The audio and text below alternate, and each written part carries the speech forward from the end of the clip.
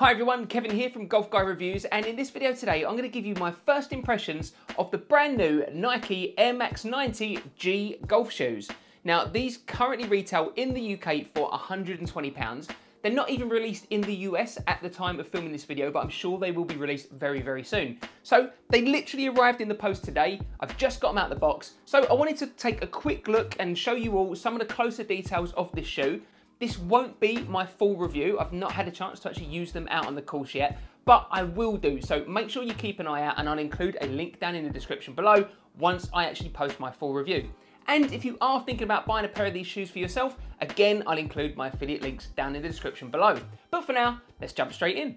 So I've been waiting for Nike to drop the Air Max 90 golf shoe for such a long time because I'm just a massive, massive fan of this silhouette. I appreciate that it won't be for everyone. Some people don't really like this retro style. Personally, I absolutely love this trainer and I think it looks brilliant. So I'm really looking forward to seeing what it actually looks like out on the golf course and seeing how well it performs. Now, Nike seem to have done a few interesting things with this shoe. So it's not necessarily going to be a golf shoe for all occasions and all course conditions, but we'll take a closer look at the grip of this shoe in a little bit. But in terms of it being a stitch-for-stitch reconstruction of the Air Max 90, well, let's have a look.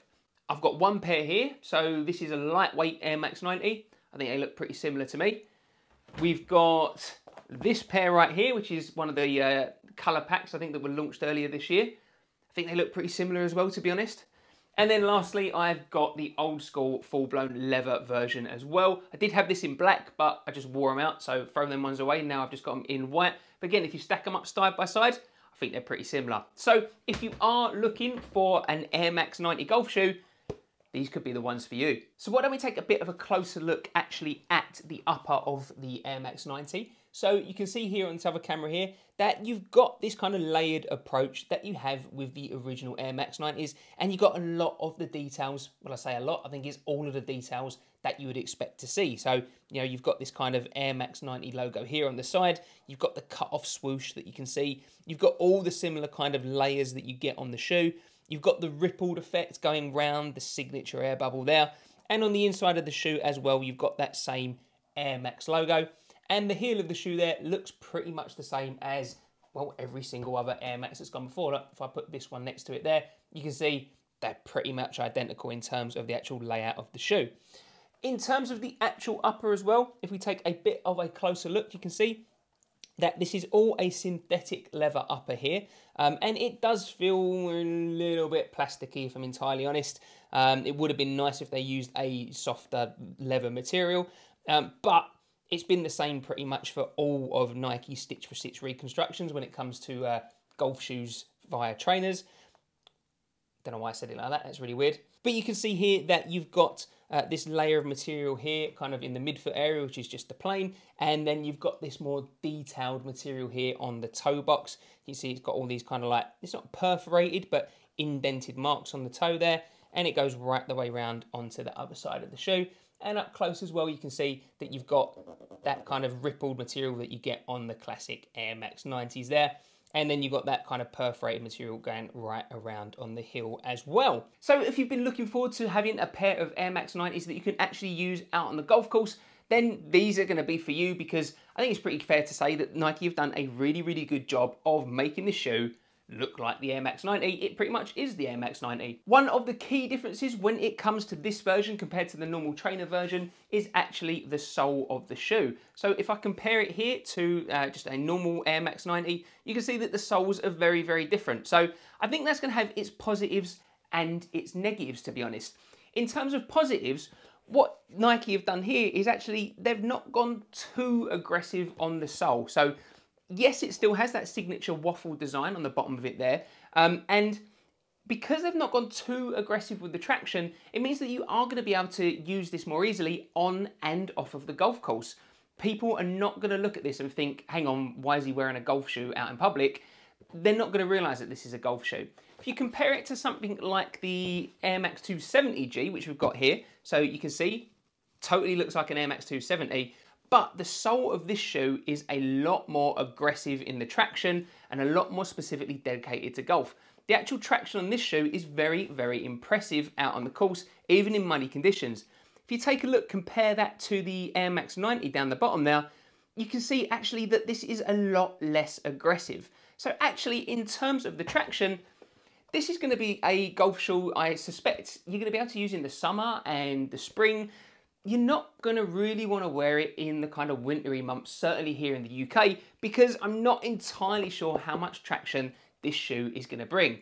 What they've done actually, I'm putting all the golf shoes down off the shelf now, is they've kind of followed in the footsteps of the Puma RSG. So you can see here on the Puma, again, you didn't necessarily have the most aggressive traction on the bottom of that shoe. On the outsole of the Puma, you can see that again, you can use this for everyday use as well as using it on the golf course.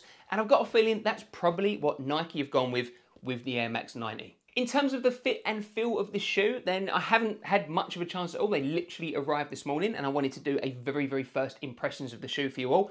But I did quickly try them on and they do feel that maybe they feel a little bit tighter compared to a regular Air Max. Not necessarily so much that you're going to need to size up, but I think maybe it's because of this synthetic leather material that they've used to make sure the shoe is nice and waterproof on the upper material here. Maybe I think it just needs a little bit more kind of breaking in, so it feels just a little bit tighter compared to a normal Air Max 90. But as I say, personally, I don't think I'm going to need necessarily to size up in these shoes. What I would say as well when it comes to the comfort of this shoe is that you have got the air bubble here at the back, which is, you know, the definitive look of the Air Max 90. But you've just got a regular foam in here. I think it's probably Nike's Phylon foam, and it's not particularly soft underfoot. The Air Max 90s aren't necessarily known for their, you know, outrageous comfort. They're going to be comfortable enough, but they're certainly not going to feel like they're going to be the softest golf shoes out on the course.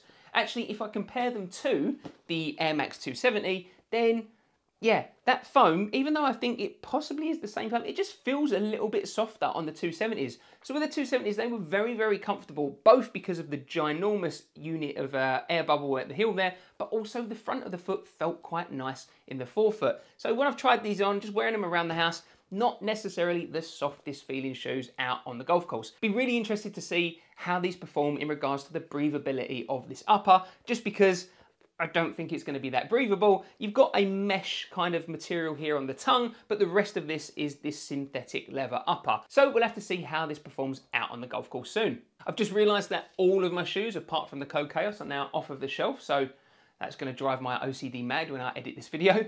As I said at the beginning, these have only launched so far here in the UK. I've not seen them launch in the US, although I'm sure that's coming very, very soon. And I'll include my affiliate links down in the description once they do.